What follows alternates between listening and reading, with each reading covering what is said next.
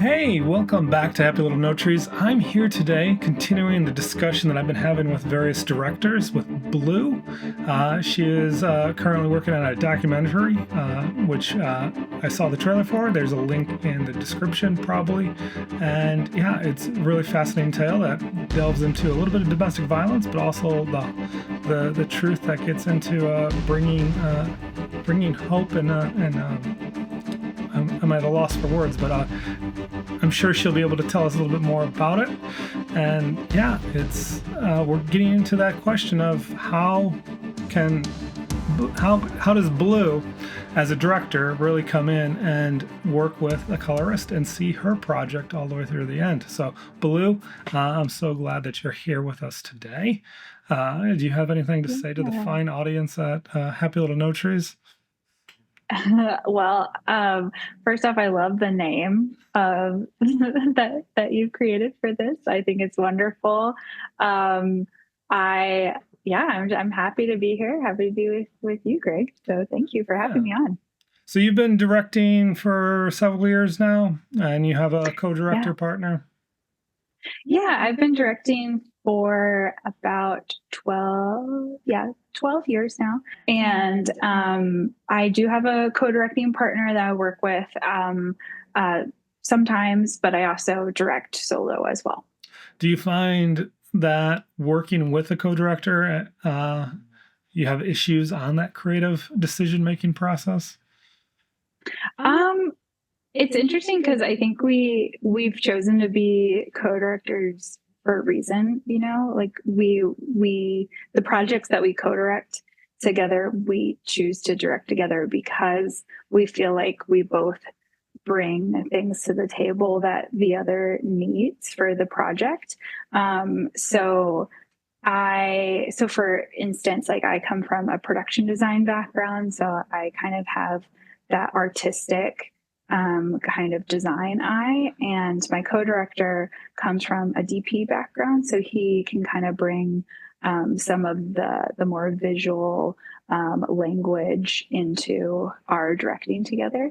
But then when I'm working solo, I kind of have my own style that I bring to the table, and I really enjoy working with actors and bringing characters to life. So that's kind of part of my passion as a director. Yeah. So you're currently finishing up a documentary, and it's finished, actually. It's finished. Yeah. Nice. That is, now it's just, it's a great place to be. And you've also did, there was another one that was kind of done about a voting rights and things like that, called, I think, Otis. It's called Otis Stream. Otis Stream. And that was more of a kind of like a memoir, or less of more narratives than a documentary?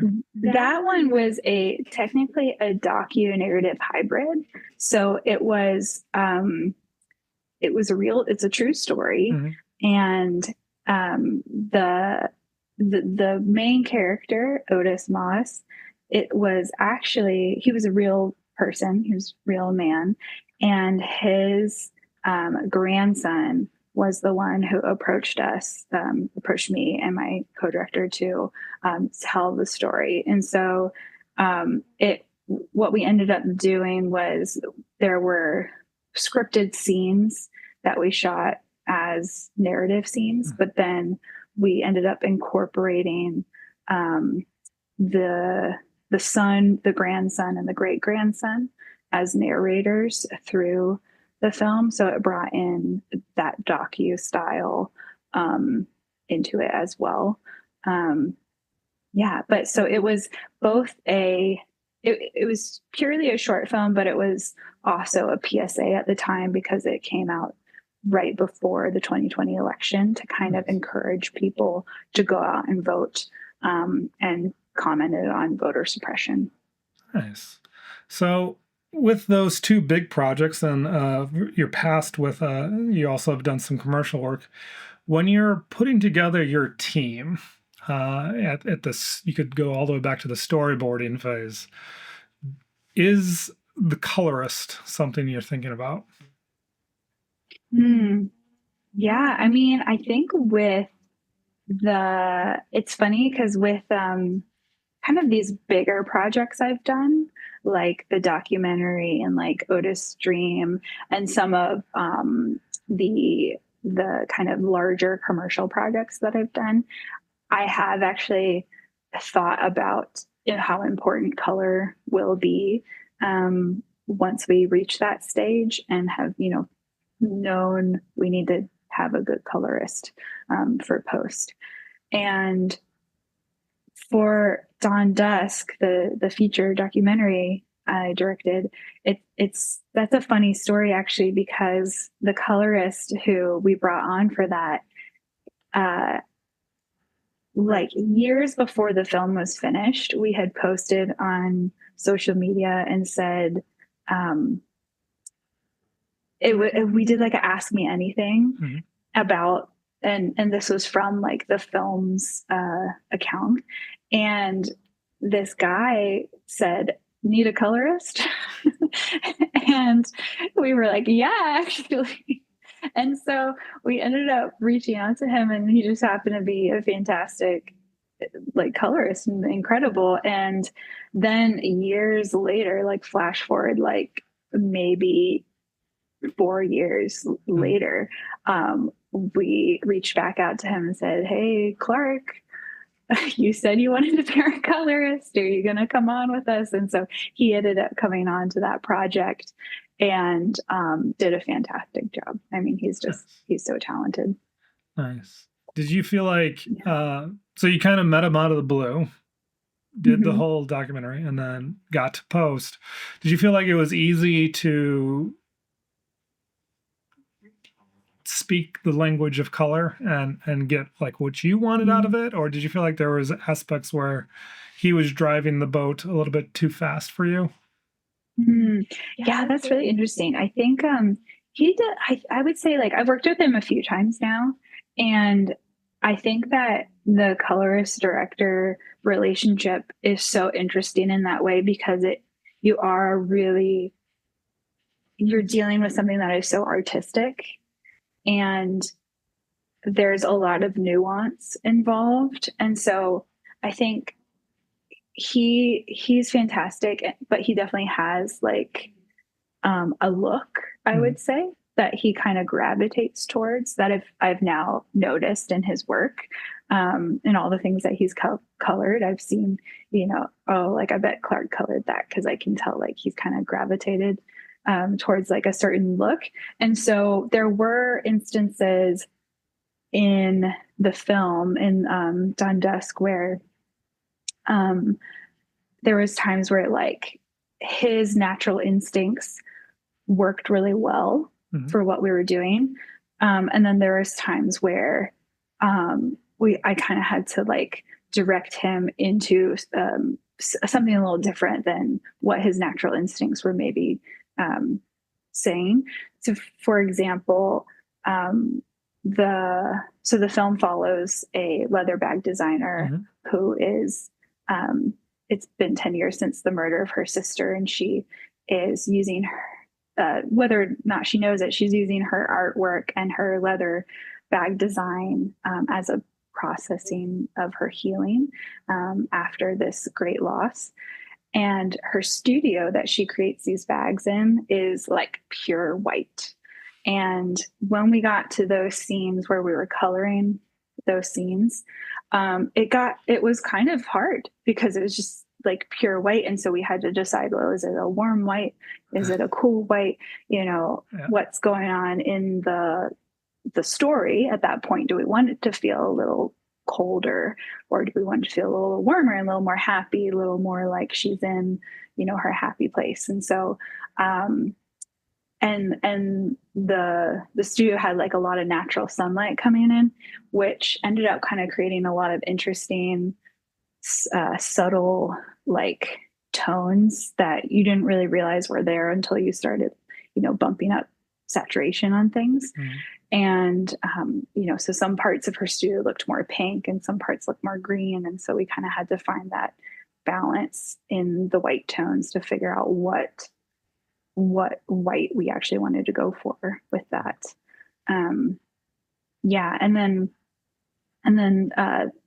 the film is called Dawn Dusk. So there are a lot of sunrises and sunsets. Mhm. So that was another part that was really critical to get just right with how we wanted those sunrises and sunsets to look. There were times where I remember there was like this one sunrise where, for whatever reason, the pinks, like on our colorist's first pass, like the pinks weren't like coming off the way we really wanted them to, and it took a few tries and like few back and forths of communication to really get it into the right tone that we wanted. It's funny that you mentioned sunsets. I have this conversation with people all the time, mostly because it's what I do. But I spent half my life in California pretty much by now, and the majority of my years or youth that I can remember were in Chicago.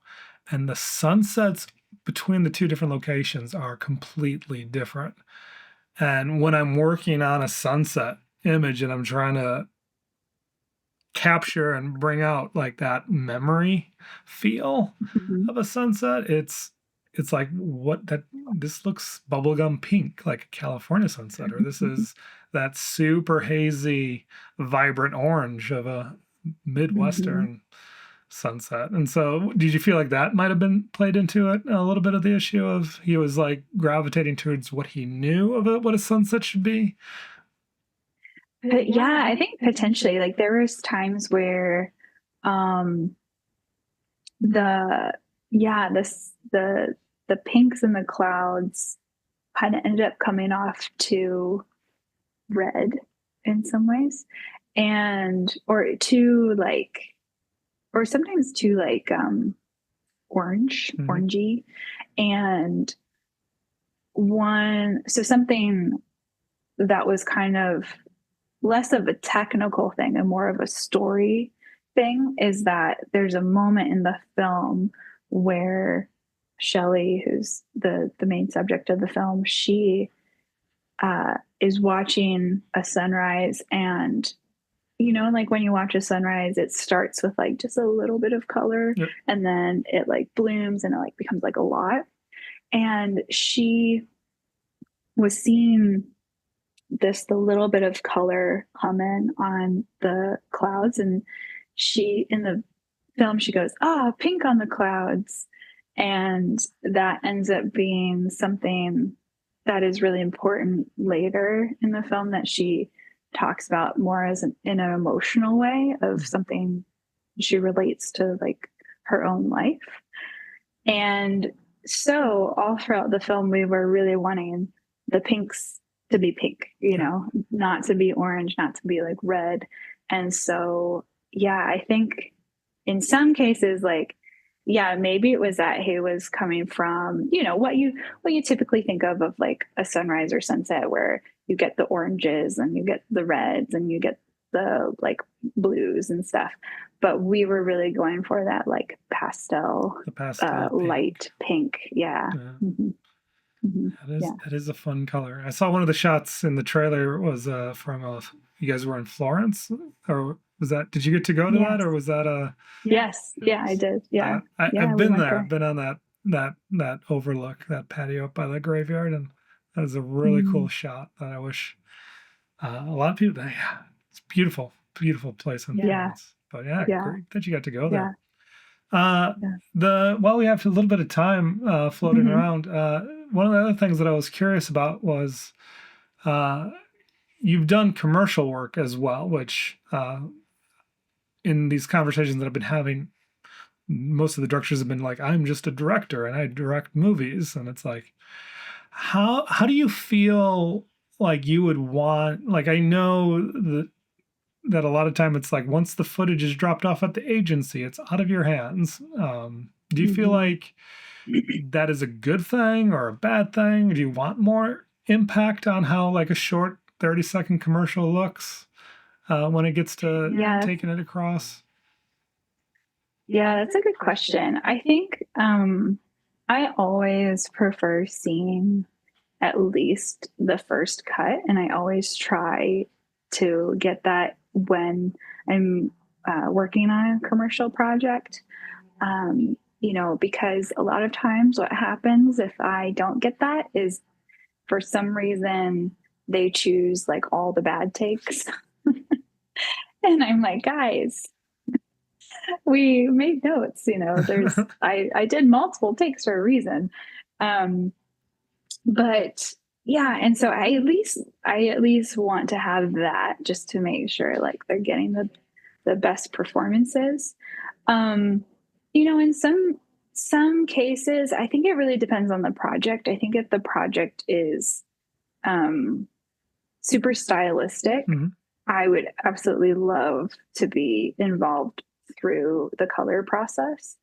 I think it is rare that I get to do that because like most of the time the timelines are really tight, Yeah. the budget's really tight, and they just have to like get it done. And then sometimes there's been times where I sometimes like don't even see the final cut. Like I have to follow up and say like, hey, did that ever get finished? Could I see it? Um, and so, that's unfortunate. And I know that that's not the case in other countries. Like Hmm. I've heard that like in Europe, the director gets to be involved through post. Um, I don't know if that's true, but that's what I've heard. Um, and yeah, I think it really depends. Like, as a director in commercials, as a commercial director, you're kind of coming on.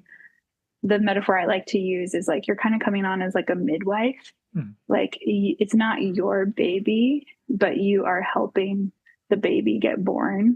You're Yeah. helping like the project get made, and it's really the brand's baby. Yeah. It's really like they're the ones who the creative team from the agency often has, sometimes spent years working on the concept and developing the campaign where the commercial that I'm directing is a part of.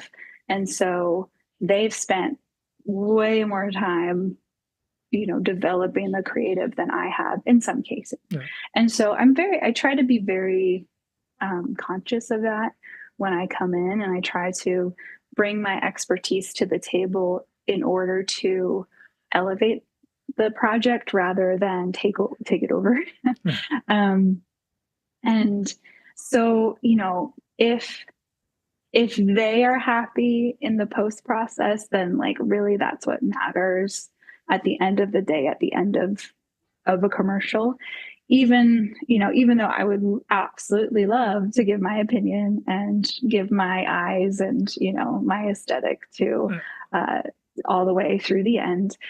Really, it's in the case of commercial projects, it's not ultimately my baby. It's ultimately the creative team and the brand's baby.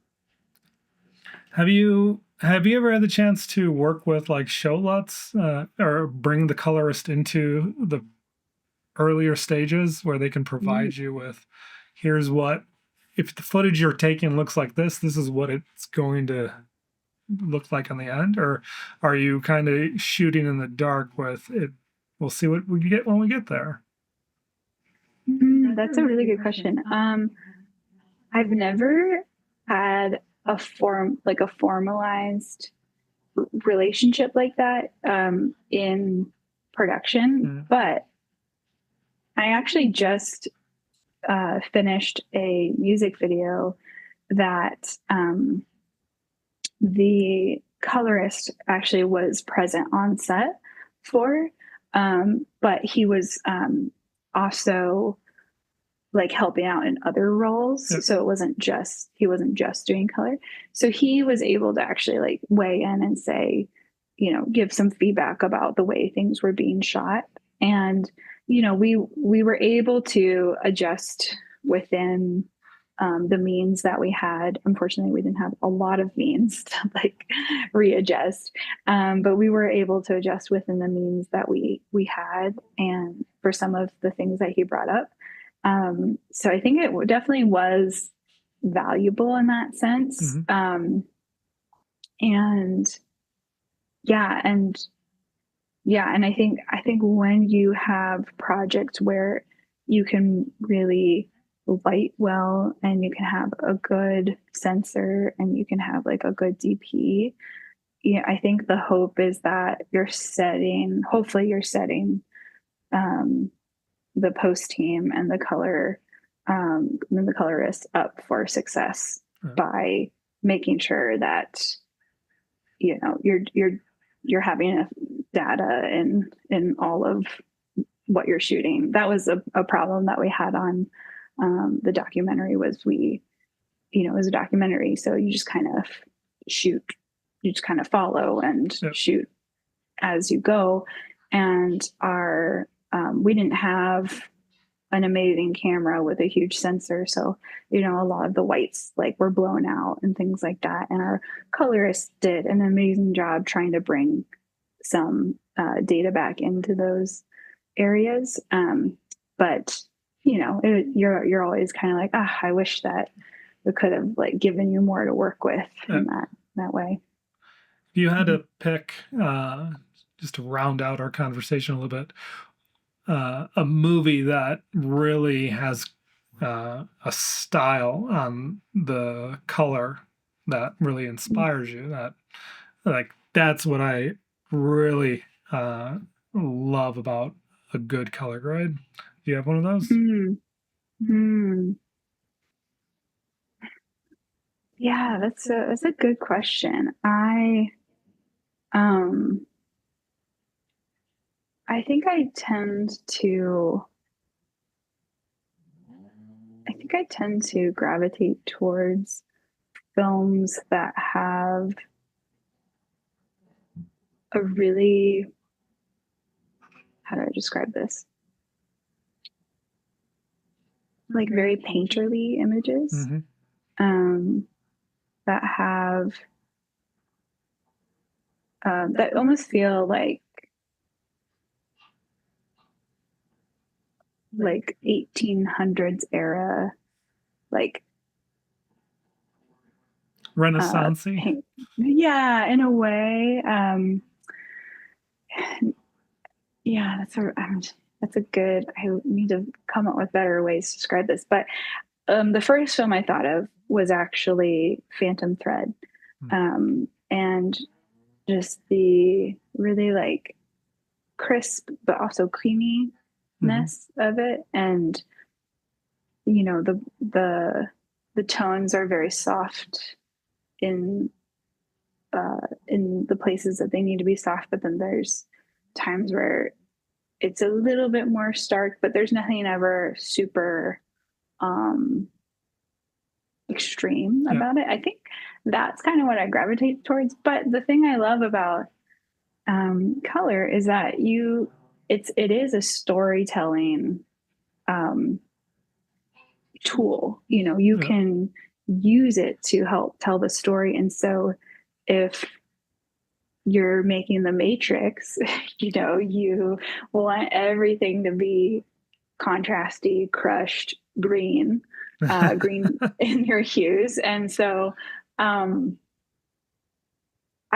think that's so cool because I would say like my personal taste that I gravitate towards is kind of that pastel-y, creamy, painterly imagery. But I also really, really appreciate it when a film really uses color to lean into a story and help tell the story. If that makes sense. Totally get that.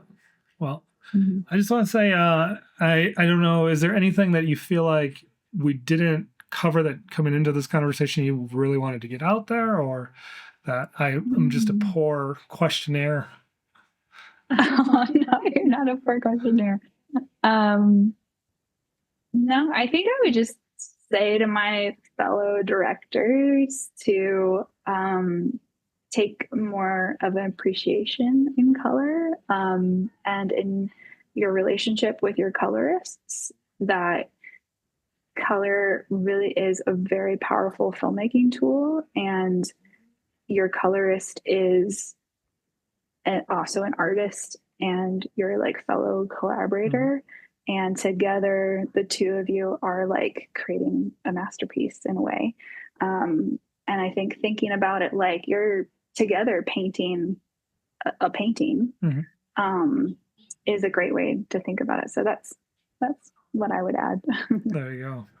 Well, thank you for being here. The conversation kind of just will clip out and go to the YouTube end credits at this point. But Cool. It was a pleasure chatting with you today. Yeah, you too. Thank you so much for bringing me on. This was great. Nice. And I'll be in touch with you.